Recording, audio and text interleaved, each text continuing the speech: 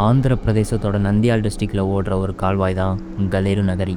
அந்த கால்வாயை ஒட்டி சில விவசாய நிலங்களும் இருந்திருக்கு. அப்போ தான் அந்த நாள் அந்த விவசாய நிலங்களில் வேலை பார்க்குற சில விவசாயிகள் அன்னைக்கு காலையில் சீக்கிரமாக வேலைக்கு வந்திருக்காங்க.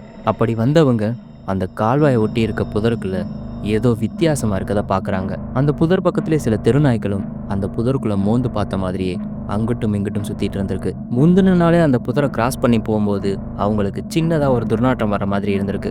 அப்போ அவங்க அதை பெருசாக கண்டுக்கல. ஆனால் அன்னைக்கு மறுபடியும் அந்த பக்கமாக போகும்போது அந்த துர்நாற்றம் தாங்க முடியாத அளவுக்கு இருந்திருக்கு. இதை எல்லாத்தையும் பார்த்து அந்த விவசாயிங்க ஏதோ சரியில்லைன்னு ஃபீல் பண்ண ஆரம்பிக்கிறாங்க. ஒருவேளை அங்கே வேற ஏதாவது நாய் செத்து போயிருக்குமோ, அதனால தான் இந்த துர்நாற்றம் வருதோன்னு அவங்க முதல்ல ஃபீல் பண்ணாங்க. ஒரு கட்டத்துக்கு மேலே துர்நாற்றம் ஹெவியாக வர ஆரம்பிக்கவே சரி என்னதான் அங்கே இருக்கு போய் பார்க்கலான்னு அங்கே இருந்த நாய்களை எல்லாம் விரட்டி விட்டுட்டு மெல்ல அந்த புதர் பக்கம் நடக்க ஆரம்பிக்கிறாங்க. கிட்ட நெருங்க அவங்களால மூச்சு கூட விட முடியல. அந்த அளவுக்கு ஸ்மெல் ஹெவியா இருந்திருக்கு. வேற வழியே இல்லாம மூக்க மூடினபடியே அந்த புதரை விலக்கி பார்த்தவங்க அதிர்ச்சியில பேச்சு மூச்சு இல்லாம உறைஞ்சு போய் நிக்கிறாங்க. ஏன்னா அவங்க அன்னைக்கு பார்த்தது ஒரு அழுகி போன ஆணோட சடலம். யார் இந்த நபர்? எதுக்காக அவர் கொலை செய்யப்பட்டார்? இந்த கேள்விகளுக்கான விடை தேடும்போது தான் பல ஷாக்கிங்கான இன்ஃபர்மேஷன்ஸ் வெளி உலகத்துக்கு தெரிய வருது. சமீபத்தில் ஆந்திராவே உலுக்கி போட்ட பல ட்விஸ்ட் நிறைஞ்ச ஒரு கேஸை பற்றி தான் இப்போ நாம் பார்க்க போகிறோம். ஸோ ஸ்கிப் பண்ணாமல் வீடியோவை கடைசி வரைக்கும் பாருங்கள். வாங்க வீடியோக்குள்ளே போகலாம்.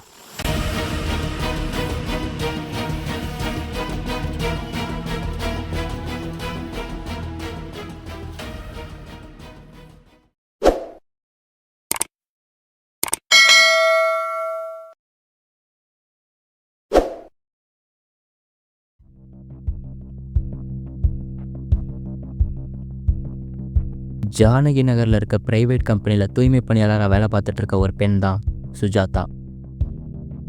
அந்த ஆஃபீஸை டெய்லி கூட்டி சுத்தம் பண்ணுறது தான் அவங்களோட வேலையே. ரொம்ப ஏழ்மையான குடும்பத்தை சேர்ந்தவங்க தான் இந்த சுஜாதா. அவங்களுக்கு ஐஸ்வர்யான்னு ஒரு பொண்ணும் இருந்திருக்கு. என்னதான் தான் ஏழ்மையில் இருந்தாலும் தன்னோட பொண்ணை எந்த குறையும் இல்லாமல் தான் வளர்க்குறாங்க. ஐஸ்வர்யா 10வது வரைக்கும் மட்டும்தான் படிச்சிருக்காங்க. அவங்களோட அப்பா இறந்ததுக்கப்புறம் அம்மாவுக்கு சப்போர்ட் பண்ணுறதுக்காக ஸ்கூலை நிப்பாட்டிட்டு வீட்டு வேலை பார்த்துட்டு வீட்லேயே இருந்திருக்காங்க. இப்படியே போயிட்டு இருக்கும்போது தான் ஐஸ்வர்யாவோட 25வது வயசுல சுஜாதா தன்னோட பொண்ணுக்கு மாப்பிள்ளை பார்க்க ஸ்டார்ட் பண்றாங்க. அப்படி பார்த்துட்டு இருக்கும்போது தான் அவங்களுக்கு தேஜஸ்வர்ன்ற ஒரு நபரோட வரன் வந்திருக்கு. தேஜஸ்வர் ஒரு டான்சர், அது மட்டும் இல்லாம பிரைவேட் லேண்ட் சர்வேயராக ஒர்க் பண்ணிட்டும் இருந்திருக்காரு. ரீசெண்டாக தான் அந்த ஜாபுக்கான லைசன்ஸும் வாங்கியிருக்காரு. இதுக்கு முன்னாடி இவர் குழந்தைகளுக்கு டான்ஸ் டீச் பண்ணுற டான்ஸ் டீச்சராக ஒர்க் பண்ணிட்டு இருந்திருக்காரு. அதில் தான் அவருக்கு வருமானமும் வந்துட்டு இருந்திருக்கு. ஆனால் இப்போ லேண்ட் சர்வேயிங் மூலமாக வர்ற அமௌண்ட்டு தான் இவரோட மெயின் சோர்ஸ் ஆஃப் இன்கமே. தேஜஸ்வர் தன்னோட சொந்த முயற்சியில் கஷ்டப்பட்டு அப்போ தான் புதுசாக ஒரு வீடும் கட்டியிருக்காரு. அப்போ அவருக்கு ஆல்ரெடி 32 வயசு ஆகி இருந்துச்சு. இதுக்கு மேலே வெயிட் பண்ணால் பொண்ணு கிடைக்கிறது ரொம்பவே கஷ்டம்னு அவங்க ஃபேமிலி மெம்பர்ஸ் ஃபீல் பண்ணுறாங்க. அதுக்காக அவசரமாக அவருக்கு பொண்ணு பார்க்கவும் ஸ்டார்ட் பண்ணுறாங்க. அப்படிதான் சில ரிலேட்டிவ்ஸ் மூலமா ஐஸ்வர்யா பத்தி தேஜஸ்வர் ஃபேமிலிக்கு தெரிய வர உடனே 2 ஃபேமிலி மீட் பண்ணி கல்யாணத்தை பேசி முடிக்கிறாங்க. முதல் சந்திப்பிலேயே ஐஸ்வர்யா அண்ட் தேஜஸ்வர் 2 பேருக்கும் ஒருத்தர் பிடிச்சு போயிருது. இதனால உடனே அவங்க என்கேஜ்மெண்ட் ஃபிக்ஸ் பண்ணப்பட்டு 2024 டிசம்பர் மாதம் அவங்களோட என்கேஜ்மெண்ட் நடந்து முடியுது. முதல்ல கல்யாணத்தை பிப்ரவரியில் வச்சுக்கலாம் தான் முடிவு பண்ணியிருக்காங்க. ஆனால் அப்போதைக்கு கொஞ்சம் பணப்பிரச்சனை இருந்தனால அவங்களோட திருமணத்தை அப்போதைக்கு ஒத்தி வச்சிருக்காங்க. அதுக்கப்புறம் மறுபடியும் ஒரு நாள் நல்ல நாள் கிழமெல்லாம் பார்த்து கடைசியா 2025 மே மாதம் 18ஆம் தேதி அவங்களோட மேரேஜ் ஃபிக்ஸ் பண்ணப்பட்டு அவங்களுக்கு திருமணமும் நடந்து முடியுது. திருமணம் முடிஞ்ச கையோட ஐஸ்வர்யா தேஜஸ்வர் வீட்டுக்கு போயிடுறாங்க. அங்கே 2 நாள் இருந்திருக்காங்க. 3வது நாள் மீதமுள்ள சில திருமண சடங்குகளை முடிக்கணும்னு சொல்லி மறுபடியும் தன்னோட அம்மா வீட்டுக்கு போயிடுறாங்க. அங்கே அந்த சடங்குகள்லாம் முடிச்சதுக்கப்புறம் மறுபடியும் தன்னோட ஹஸ்பண்ட் வீட்டுக்கே திரும்ப வந்துடுறாங்க. ஐஸ்வர்யாவோட அம்மா வீடு தேஜஸ்வர் வீட்டில இருந்து சுமார் 60 கிலோமீட்டர் தூரத்தில் தான் இருந்திருக்கு. இதனால ஐஸ்வர்யா அடிக்கடி தன்னோட அம்மா வீட்டுக்கு போயிட்டு வந்துட்டு தான் இருந்திருக்காங்க. ஒரு சில நேரம் தேஜஸ்வரை தன்னோட பைக்கில் கொண்டு போய் விட்டுருக்காரு. மற்ற சில நேரங்களில் ஐஸ்வர்யா தனியாகவே போயிருக்காங்க. இப்படி எல்லாமே சுமூகமாக தான் போயிட்டு இருந்துச்சு அந்த ஒரு நாள் வர்ற வரைக்கும்.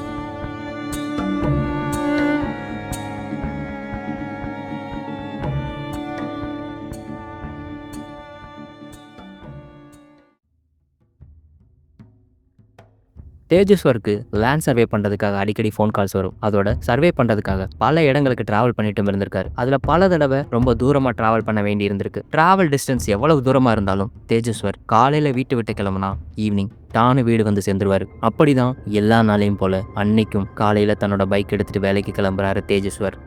அந்த நாள் அவருக்கு பல இடங்களில் போய் லேண்ட் சர்வே பண்ண வேண்டி இருந்திருக்கு. நேரம் மெல்ல நகர ஆரம்பிக்குது. சூரியன் மெல்ல மறைய ஆரம்பிச்சு மாலை பொழுதும் நெருங்குது. ஆனால் தேஜஸ்வர் இன்னும் வீடு வந்து சேரலை. இப்போ வந்துடுவார், அப்போ வந்துடுவார்னு ஃபேமிலி மெம்பர்ஸ் அவருக்காக வெயிட் பண்ணிட்டு இருந்திருக்காங்க. ஆனால் இரவாகியும் தேஜஸ்வர் திரும்ப வரவே இல்லை. இதனால் பதட்டமான ஃபேமிலி மெம்பர்ஸ் அவரோட மொபைல் ஃபோனுக்கு ட்ரை பண்ணி பார்க்குறாங்க. ஆனால் ஃபோன் கனெக்ட் ஆகலை, சுவிட்ச் ஆஃப்னு வந்திருக்கு. இதுக்கப்புறம் என்னாச்சோ ஏதாச்சும்னு எல்லாரும் பயப்பட ஆரம்பிக்கிறாங்க. அதோட அவங்க ரிலேட்டிவ், ஃப்ரெண்ட்ஸ், தேஜஸ்வருக்கு தெரிஞ்சவங்கன்னு எல்லார்கிட்டையும் அவரை பற்றி விசாரிக்கிறாங்க. தேஜஸ்வரோட ட்வின் பிரதரான தேஜவர்தன் உடனே தன்னோட பைக் எடுத்துட்டு கிளம்பி அவரை தேடி போறாரு. கிளம்பி போனவர் தேஜஸ்வரோட ஸ்டூடெண்ட் முதற்கொண்டு எல்லார்கிட்டையும் விசாரிச்சிருக்காரு. ஆனா யாரும் அன்னைக்கு அவரை பார்க்கலன்னு சொல்லிடுறாங்க. அந்த நைட்டு முழுக்க அந்த ஊர்ல பல இடங்கள்ல தேடி இருக்காங்க. ஆனா தேஜஸ்வர் எங்க போனாருன்னு யாராலையும் கண்டுபிடிக்க முடியல. மறுநாள் தேஜவர்தன் காலையில் நேராக போலீஸ் ஸ்டேஷன் போய் தன்னோட பிரதரை நேற்று ஈவினிங்லேருந்தே காணோம், அவரோட ஃபோனும் சுவிட்ச் ஆஃபில் இருக்குது, அவரை கண்டுபிடிச்சி கொடுங்கன்னு சொல்லி கம்ப்ளைண்ட் பண்ணியிருக்காரு. கம்ப்ளைண்ட்டை ஃபைல் பண்ண போலீஸ் உடனே அக்கம் பக்கத்தில் இருக்க போலீஸ் ஸ்டேஷனுக்குலாம் இந்த மாதிரி ஒரு பர்சன் மிஸ் ஆகிட்டாரு, அவரை பற்றின தகவல் ஏதாவது தெரிஞ்சால் உடனே இன்ஃபார்ம் பண்ணுங்கன்னு சொல்லி அலர்ட் பண்ணியிருக்காங்க. அடுத்த 3-4 நாட்களுக்கு தேஜஸ்வர் பற்றின எந்த ஒரு தகவலும் போலீஸ்க்கு கிடைக்கல. அப்போ தான் ஜூன் 22, 2025, அதாவது தேஜஸ்வர் காணாமல் போய் 5வது நாள் ஒரு அதிர்ச்சி தகவல் போலீஸ்க்கு கிடைக்குது. இப்போதான் நான் இன்ட்ரோல சொன்ன எல்லா சம்பவங்களும் நடக்குது.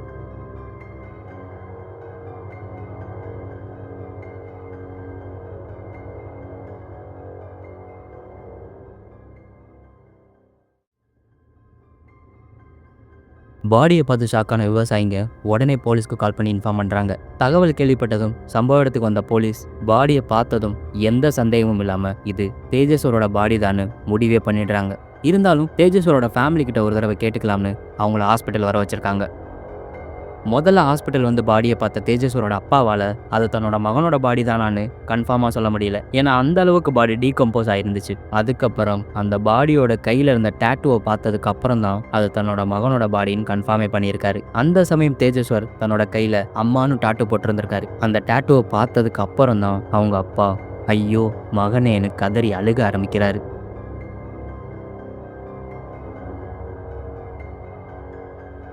பாடியை போஸ்ட்மார்ட்டம் பண்ண டாக்டர்ஸ் கூர்மையான வெப்பன்ஸ் வச்சு விக்டிம் அட்டாக் பண்ணப்பட்டிருக்கதாகவும் அதில் விக்டிமோட கழுத்து உட்பட உடம்புல பல பகுதிகளில் கத்தியால் குத்தப்பட்ட தழும்புகள் இருக்கிறதா ரிப்போர்ட்ஸ் கொடுத்துருக்காங்க. வெறும் மிஸ்ஸிங் பர்சன் கேஸாக மட்டும் இருந்த இந்த வழக்கு இதுக்கப்புறம் மர்டர் கேஸாக மாற்றப்படுது. ஒன்ஸ் ரிப்போர்ட் கிடைச்ச உடனே ஆஃபீஸர்ஸ் இந்த கேஸை ஆழமாக விசாரிக்க ஆரம்பித்தாங்க. தேஜஸ்வர் லேண்ட் சர்வேரை ஒர்க் பண்ணிட்டு இருந்தனால பல ப்ராப்ளம்ஸை ஃபேஸ் பண்ண வேண்டி இருந்திருக்கு. ஆப்போசிட் சைடு லேண்ட் ஓனர்ஸ் எப்படி எங்க பர்மிஷன் இல்லாமல் எங்க லேண்ட் அளக்க போச்சுன்னு இவர் கூட பல தடவை சண்டை போட்டிருக்காங்க. ஆரம்பத்தில் அதில் ஒருத்தர் கூட இவரோட மரணத்துக்கு காரணமாக இருக்கலாம்னு போலீஸ் நினைச்சாங்க. தேஜஸ்வர் பாடி கிடைச்ச இடத்துல மோப்பனாய் உதவியோட கொலையாளியை பற்றி ஏதாவது தடயம் கிடைக்குதான்னு தேடி பார்த்தாங்க. யாருக்காவது ஏதாவது தெரிய வாய்ப்பு இருக்குன்னு விக்டிமோட ஃபேமிலி, ஃப்ரெண்ட்ஸ், ரிலேட்டிவ்ஸ்னு எல்லார்கிட்டையும் விசாரணை பண்ணாங்க. ஆனால் அதிலலாம் பெருசாக எந்த தகவலும் போலீஸ்க்கு கிடைக்கல. இப்படியே போயிட்டு இருந்த அந்த சமயம் தான் ஒரு நாள் போலீஸ்க்கு ஒரு சிசிடிவி ஃபுட்டேஜ் கிடைக்குது. கத்வாலில் இருக்க கிருஷ்ணா ரெட்டி பங்களான்ற இடத்துல பொருத்தப்பட்ட ஒரு சிசிடிவி கேமரால ஒரு கார் அடையாளம் காணப்படுது. அந்த கார்ல தான் அன்னைக்கு தேஜஸ்வர் இருந்திருக்காரு. அந்த காருக்குள்ள தேஜஸ்வர் பேக் சீட்ல உட்காந்து 2 பேர் கூட பேசிட்டு இருந்திருக்காரு. அதுல அவங்க கூட ரொம்பவே கம்ஃபர்டபுளா தான் ஏதோ தெரிஞ்ச ஆள்கிட்ட பேசுற மாதிரி தான் பேசிட்டு இருந்திருக்காரு. மொத்தமா 4 பேர் அந்த காருக்குள்ள இருந்திருக்காங்க. இந்த ஃபுட்டேஜை பார்த்ததுக்கு அப்புறம் அந்த காரோட மூவ்மெண்ட்டை ட்ராக் பண்ண போலீஸ் பல சிசிடிவி கேமராஸை செக் பண்ண வேண்டி இருந்துச்சு. அப்படி ட்ராக் பண்ணதுல அந்த கார் கடைசியா பக்கத்துல இருக்க ஒரு டோல்கேட்ல லொக்கேட் பண்ணப்பட்டிருக்கு. அந்த சமயம் தேஜஸ்வரோட ஃபோன் எங்கே இருந்திருக்குன்னு லொக்கேட் பண்ணதில் அவரோட செல்ஃபோன் சிக்னல் அந்த டோல் பக்கத்தில் தான் காட்டியிருக்கு. இதை வச்சு பார்க்கும்போது அந்த நேரத்தில் தேஜஸ்வர் அந்த காருக்குள்ளே தான் இருந்திருக்காரு. தேஜஸ்வரோட ஃபேமிலியை விசாரித்த ஆஃபீஸர்ஸ்க்கு அவருக்கு ரீசெண்டாக தான் மேரேஜ் ஆனது தெரிய வருது. திருமணத்துக்கு முன்னாடி ஆரம்பத்தில் எல்லாமே நல்லா தான் இருந்திருக்கு. ஆனால் ஒரு ஸ்டேஜில் தேஜஸ்வரோட ஃபேமிலி மெம்பர்ஸே அந்த கல்யாணத்தை எதிர்க்க ஆரம்பிச்சிருக்காங்க. திருமணத்துக்கு 5 நாளுக்கு முன்னாடியே பிரச்சனை ஸ்டார்ட் ஆக ஆரம்பிக்குது. வெட்டிங் ப்ரிப்பரேஷன்லாம் பிஸியாக போயிட்டு இருந்த அந்த நேரம் மே 13ஆம் தேதி ஐஸ்வர்யா யாருக்கும் சொல்லாமல் திடீர்னு காணாமல் போயிடுறாங்க.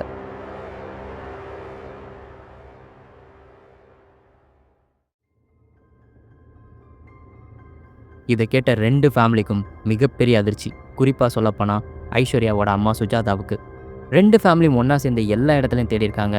ஆனால் ஐஸ்வர்யாவை எங்கேயும் கண்டுபிடிக்க முடியல. அங்கேருந்து 3 நாள் கழிச்சு, அதாவது மே 16ஆம் தேதி ஐஸ்வர்யா தானாவே வீட்டுக்கு திரும்பி வந்திருக்காங்க. அவங்க திரும்ப வந்ததும் இத்தனை நாள் எங்க போனேன்னு மாப்பிள்ளை வீட்டுல இருந்து கேட்டிருக்காங்க. அதுக்கு, நான் வசதி இல்லாத வீட்டு பொண்ணு, என்னோட கல்யாண செலவுக்காக எங்க அம்மா கஷ்டப்படுறத என்னால பார்க்க முடியல, எனக்கு ரொம்பவே கில்ட்டா இருந்துச்சு, அதான் என்னோட மைண்டை ரிலாக்ஸ் பண்ண என்னோட ஃப்ரெண்டு வீட்டுல போய் கொஞ்ச நாள் தங்கிட்டு வந்தேன்னு சொல்லியிருக்காங்க. இதையே தான் தேஜஸ்வர் கிட்டையும் எக்ஸ்பிளைன் பண்ணியிருக்காங்க. பண்ணதுக்கு அப்புறம் இந்த மாதிரி இனிமே பண்ண மாட்டேன், என்னை மன்னிச்சிருங்க அப்படின்னு அவரை கன்வின்ஸ் பண்ணவும் செய்றாங்க. என்னதான் இதுல தேஜஸ்வர் சமாதானம் ஆனாலும் இந்த சம்பவத்துக்கு அப்புறம் தேஜஸ்வரோட ஃபேமிலி ஐஸ்வர்யா மேல சந்தேகப்பட ஆரம்பிக்கிறாங்க. சொல்லப்போனா தேஜஸ்வரை ஐஸ்வர்யாவை கல்யாணம் பண்ண வேணாம்னு வான் கூட பண்ணியிருக்காங்க. ஆனா ஐஸ்வர்யா கல்யாணம் பண்ண ஒன்னதான் பண்ணிப்பேன்னு தேஜஸ்வர் கிட்ட அழுது புலம்பியிருக்காங்க. இதனால அவரும் அவங்க ஃபேமிலி மெம்பர்ஸ் யார் சொல்றதையும் காதுல வாங்காம ஐஸ்வர்யாவை அன்னைக்கு மேரேஜ் பண்ணவும் செய்றாரு. தேஜஸ்வரோட ஃபேமிலிக்கு இந்த மேரேஜ்ல சுத்தமா விருப்பம் இல்லை. இருந்தாலும் வேற வழியே இல்லாம அரமானசோட தான் இதுக்கு சம்மதிச்சிருக்காங்க. எந்த ஒரு ஸ்ட்ராங்கான லீடும் இல்லாம போயிட்டு இருந்த அந்த சமயம் தேஜவர்தன் சில தகவல்களை போலீஸ்க்கு கொடுக்குறாரு. அது என்னன்னா, கல்யாணத்துக்கு அப்புறம் ஐஸ்வர்யா தேஜஸ்வரோட ஃபேமிலியில யார்கிட்டையும் பெருசா பேசுறதே கிடையாது. எப்ப பாரு போனையே தான் நோண்டிட்டு இருந்திருக்காங்க. ஈவன் தேஜஸ்வர் காணாம போன அன்னைக்கு ஐஸ்வர்யா கிட்ட எந்த ரியாக்ஷனும் இல்லை. அப்போ கூட ரூம்ல இருந்துகிட்டு போனை தான் நோண்டிட்டு இருந்திருக்காங்க. இதை கேள்விப்பட்டதும் உடனே போலீஸ் ஆஃபீஸர்ஸ் ஐஸ்வர்யாவோட கால் ரெக்கார்ட்ஸ்லாம் செக் பண்ண ஆரம்பிக்கிறாங்க. அதே சமயம் இந்த பக்கம் ஃபாரன்சிக் டீம் தேஜஸ்வரோட பைக்ல ஃபிங்கர் பிரிண்ட் எடுக்க அவரோட பைக்கை செக் பண்ணும்போது அதுல ஜிபிஎஸ் ட்ராக்கர் பொருத்தப்பட்டிருக்கிறது தெரிய வருது. தேஜஸ்வர் கார்ல போன அன்னைக்கு அவரோட கால் ஹிஸ்டரியை செக் பண்ணி பார்க்கும்போது அதுல எந்த ஒரு ஸ்டேஞ்சான காலும் வந்த மாதிரியே தெரியல. அப்படின்னா கொலையாளிகள் அன்னைக்கு அவரை ஃபோன் மூலமா கான்டாக்ட் பண்ணல. அவர் பைக்ல பொருத்தப்பட்ட இந்த ஜிபிஎஸ் மூலமா தான் அவரை ஃபாலோ பண்ணி அவரை நேரா சந்திச்சு பேசி கார்ல கூட்டிட்டு போயிருக்காங்க. இது எல்லாம் தெரிய வந்ததுக்கு அப்புறம் தான் இது ஒரு ப்ரீ பிளான்டு மர்டர்னு போலீஸ்க்கு புரிய வருது. ஐஸ்வர்யாவோட கால் ரெக்கார்ட்ஸை செக் பண்ண ஆஃபீஸர்ஸ்க்கு மிகப்பெரிய அதிர்ச்சி காத்துட்டு இருந்துச்சு. ஏன்னா ஐஸ்வர்யாவுக்கு திருமணமான அந்த நாள் தொடங்கி தேஜஸ்வர் காணாமல் போன அந்த நாள் வரைக்கும் அவங்க ஒரு பர்டிகுலர் நம்பருக்கு 2000 தடவைக்கு மேலே ஃபோன் பண்ணி பேசியிருக்காங்க. அதுல சில கால்ஸ் பல மணி நேரத்துக்கு கூட தொடர்ந்து பேசிட்டு இருந்திருக்காங்க. அதே காலகட்டத்தில் தன்னோட கணவர் தேஜஸ்வர் கிட்ட வெறும் 150 தடவை மட்டும்தான் கால் பண்ணி பேசியிருக்காங்க.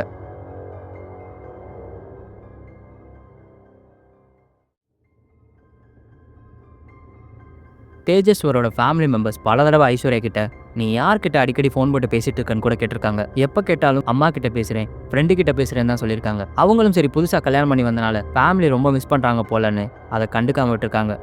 ஐஸ்வர்யா ஃபோன்லேயே மூழ்கி போய் கிடக்கிறதுனால பல தடவை கணவன் மனைவி 2 பேருக்குள்ளேயும் சண்டை வந்திருக்கு. சொல்லப்போனால் தேஜஸ்வர் கூட டைம் ஸ்பெண்ட் பண்ணுறதை விட ஐஸ்வர்யா ஃபோனில் தான் அதிக டைம் ஸ்பெண்ட் பண்ணிட்டு இருந்திருக்காங்க. அப்போ தான் ஜூன் 23 விசாரணைக்காக ஐஸ்வர்யாவை போலீஸ் ஸ்டேஷன் கூட்டிட்டு போன ஆஃபீஸர்ஸ் தங்களோட ஸ்டைலில் விசாரிச்சிருக்காங்க. அந்த விசாரணையோட முடிவில் கடைசியா ஐஸ்வர்யா என்ன நடந்துச்சுன்னு உண்மையை சொல்ல ஆரம்பிக்கிறாங்க. ஐஸ்வர்யா கிட்ட எல்லா உண்மையும் வாங்கின போலீஸ் ஐஸ்வர்யாவோட அம்மா சுஜாதாவை கூட்டிட்டு வர இன்னொரு டீம் அவங்க வீட்டுக்கு அனுப்பி சுஜாதாவை அரெஸ்ட் பண்றாங்க. இந்த இடத்துல உங்க எல்லாருக்கும் ஒரு கேள்வி வரலாம், சுஜாதா தானே தேஜஸ்வரை பார்த்து ஐஸ்வர்யாவுக்கு கட்டி வச்சாங்க, அவங்களையும் போலீஸ் அரெஸ்ட் பண்றாங்க, அவங்க எப்படி இந்த கேஸ்ல இன்வால்வ் ஆனாங்க? இந்த கேள்வி உங்களுக்கு மட்டும் இல்ல, தேஜஸ்வரோட ஃபேமிலிக்கும் இருந்துச்சு.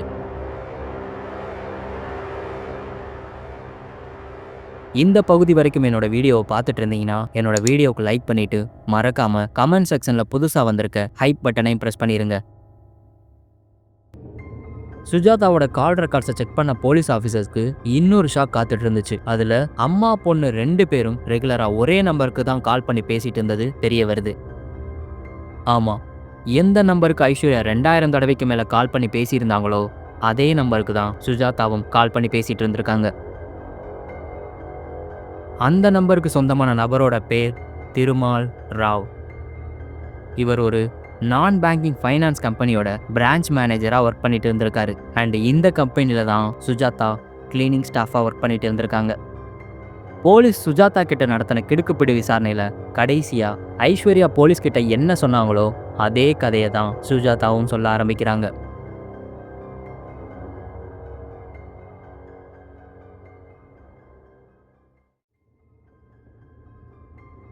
2016 இருந்தே சுஜாதாவும் திருமாலும் அஃபேரில் இருந்திருக்காங்க. அப்போ திருமாலுக்கு திருமணம் ஆகலை. அதுக்கப்புறம் 3 வருஷம் கழிச்சு, அதாவது 2019 திருமாலுக்கு திருமணம் ஆயிருக்கு. இருந்தாலும் சுஜாதாவுக்கும் திருமாலுக்கும் இருந்த அஃபேர் தொடர்ந்துட்டு தான் இருந்திருக்கு. சுஜாதா அந்த சமயம் கணவர் இல்லாமல் தனியாக தான் வாழ்ந்துட்டு இருந்திருக்காங்க. இதனால திருமால் தான் அவங்களுக்கு வேண்டிய எல்லாத்தையும் பார்த்துட்டு இருந்திருக்காரு.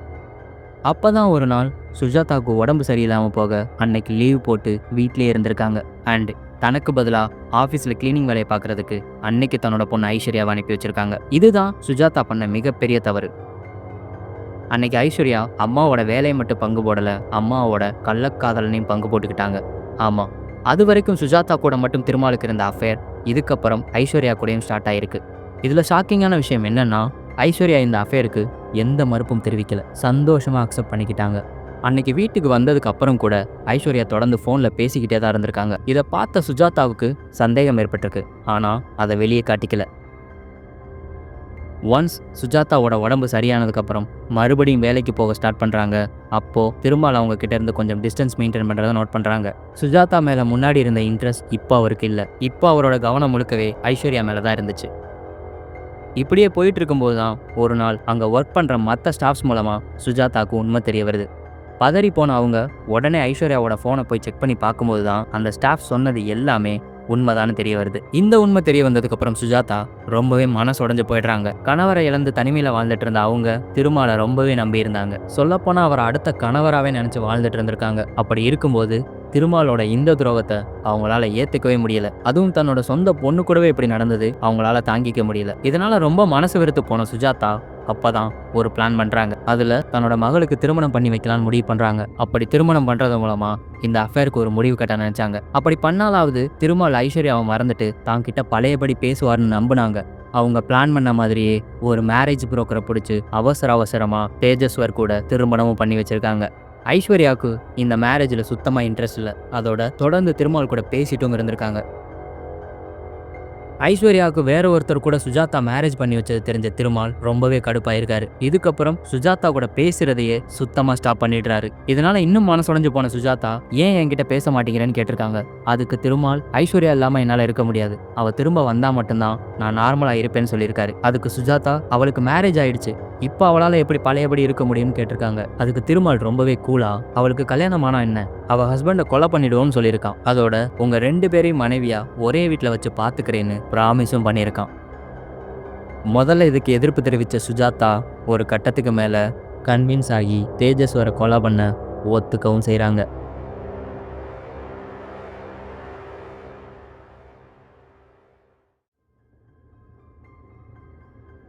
சொல்லப்போனா ஐஸ்வர்யாவுக்கு இந்த பிளான்ல எந்த ஷாக்கும் இல்லை. எந்த மறுப்பும் தெரிவிக்காம அவங்களும் இந்த பிளானுக்கு ஒத்துக்கிறாங்க.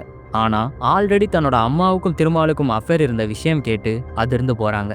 இருந்தாலும் திருமால் கூட ஒன்னா வாழ ஆசைப்பட்ட ஐஸ்வர்யா அம்மாவோட சேர்ந்து 3 பேரும் ஒரே வீட்டில் ஒன்னா இருக்க அக்செப்ட் பண்றாங்க. அப்பதான் ஒரு நாள் நாகேஷ்ன்ற நபர் லோன் விஷயமா திருமாலை பார்க்க வந்திருக்காரு. ஆல்ரெடி நாகேஷ்க்கு கிரிமினல் ரெக்கார்ட்ஸ் இருந்தனால அவருக்கு அப்போ லோன் கிடைக்கல. இந்த சந்தர்ப்பத்தை யூஸ் பண்ண திருமால், நான் உனக்கு எவ்வளோ பணம் வேணாலும் தரேன், ஆனால் அதுக்கு பதிலாக நீ எனக்கு ஒரு வேலை பண்ணணும்னு சொல்லியிருக்கான். அதுக்கப்புறம் தன்னோட பிளானை நாகேஷ் கிட்ட எக்ஸ்பிளைன் பண்ணியிருக்கான். அதுக்கு நாகேஷும் ஒத்துட்டு இருந்திருக்கான். நாகேஷ் தன்னோட சேர்த்து பரசுராம், ராஜுன்னு இன்னும் 2 பேரை கூட்டாளியை சேர்த்திருக்கான். அதே சமயம் திருமால் தேஜஸ்வர் போற வழியை ட்ராக் பண்ண ஜிபிஎஸ் ட்ராக்கரை வாங்கி அதை தேஜஸ்வரோட பைக்ல ஃபிக்ஸ் பண்ண சொல்லி ஐஸ்வர்யா கிட்ட கொடுத்துருக்கான். ஐஸ்வர்யாவும் அவன் சொன்ன மாதிரியே அவரோட பைக்ல ஃபிக்ஸ் பண்ணிடுறாங்க. இது போக தேஜஸ்வரோட மூவ்மெண்ட்டை ட்ராக் பண்ண மோகன்ற நெய்பரும் உதவி இருக்காரு. அதுக்கப்புறம் திருமால் நாகேஷை தேஜஸ்வரை ஃபாலோ பண்ணி அவர் கூட க்ளோஸ் ஆக சொல்லியிருக்கான். நாகேஷும் அவன் சொன்னபடியே செஞ்சிருக்கான். அப்பதான் ஒரு நாள் பரசுராம், ராஜு 2 பேரும் தேஜஸ்வரை மீட் பண்ணி எங்ககிட்ட 10 ஏக்கர் லேண்ட் இருக்கு, அதை அளக்கணும்னு சொல்லி கேட்டிருக்காங்க. நல்ல அமௌண்ட் தரதாகவும் சொல்லியிருக்காங்க. இதுக்கு ஒத்துக்கிட்ட தேஜஸ்வர் ஜூன் 17ஆம் தேதி போய் பார்க்கலாம்னு டேட் ஃபிக்ஸ் பண்றாரு. அன்னைக்கு மதியம் தான் நாகேஷ், பரசுராம், ராஜு 3 பேரும் தேஜஸ்வரை ட்ராக் பண்ணி அவரோட லொக்கேஷனுக்கு போயிருக்காங்க. ஒன்ஸ் அவரை மீட் பண்ணதும் தங்களோட கார்ல லேண்டை பார்க்க போறதா சொல்லி அவரை கூட்டிட்டும் போயிருக்காங்க. அங்க காருக்குள்ள வச்சே நாகேஷ், பரசுராம், ராஜு 3 பேரும் தேஜஸ்வரை ஒருத்தர் மாத்தி ஒருத்தர் ஆயுதங்களால கொடூரமா தாக்கியிருக்காங்க. இதனால காருக்குள்ளேயே தேஜஸ்வர் துடிதுடிச்சு இறந்து போறாரு. தேஜஸ்வரை கொலை பண்ண உடனே அவங்க 3 பேரும் உடனே திருமாலுக்கு வீடியோ கால் பண்ணி அந்த கொடூரத்தை காமிக்கவும் செய்யறாங்க. இந்த விஷயம் தெரிய வந்ததும் உடனே திருமால் ஐஸ்வர்யாவுக்கு இன்ஃபார்ம் பண்ணியிருக்கான். அதோட அந்த கொலையாளிகளையும் ஹைவே வழியா போகாம மாற்றுப்பாதையில தான் இருக்கிற இடத்துக்கு வந்து தன்னை பார்க்க சொல்லியிருக்கான். திருமாலை பார்க்க போற வழியில அந்த கொலையாளிகள் கிருஷ்ணா நதியில தேஜஸ்வரோட பேக்கையும் போனையும் தூக்கி போட்டிருக்காங்க. ஆரம்பத்துல தேஜஸ்வரோட பாடியை ஒரு ரியல் எஸ்டேட் பிளாட்ல புதைக்கிறது தான் அவங்களோட ஒரிஜினல் பிளான். ஆனா அப்போதைக்கு அங்க ஆள் நடமாட்டம் அதிகமா இருந்தனால அன்னைக்கு அவங்களால அந்த பாடியை அங்க புதைக்க முடியல. இதனாலதான் தேஜஸ்வரோட பாடியை அந்த கால்வாயில இருக்க புதர் பக்கமா தூக்கி போட்டு போயிருக்காங்க. இந்த உண்மையெல்லாம் தெரிய வந்ததுக்கு அப்புறம் போலீஸ் நாகேஷ், பரசுராம், ராஜு, திருமால் உட்பட 8 பேரை அரெஸ்ட் பண்ணியிருக்காங்க. இதுல ஷாக்கிங்கான விஷயம் என்னன்னா, திருமாலோட அப்பாவும் திருமாலுக்கு உடந்தையா இருந்திருக்காரு. இத்தனைக்கும் அவர் ஒரு ரிட்டையர் ஆன போலீஸ் ஆபீசர். இதனால போலீஸ் திருமாலோட சேர்த்து அவரையும் அரெஸ்ட் பண்றாங்க. எவ்வளவு கனவுகளோட தேஜஸ்வர் இந்த திருமணத்தை பண்ணியிருப்பாரு. அந்த கனவுகள் எல்லாமே தகுதியே இல்லாத ஒருத்தரை திருமணம் பண்ணதுல வெறும் காணல் நீரா மாறி போச்சு. தப்பு பண்ணது என்னமோ ஐஸ்வர்யா தான். ஆனா அந்த தப்புக்கு பலியானது எந்த தப்புமே செய்யாத தேஜஸ்வர்.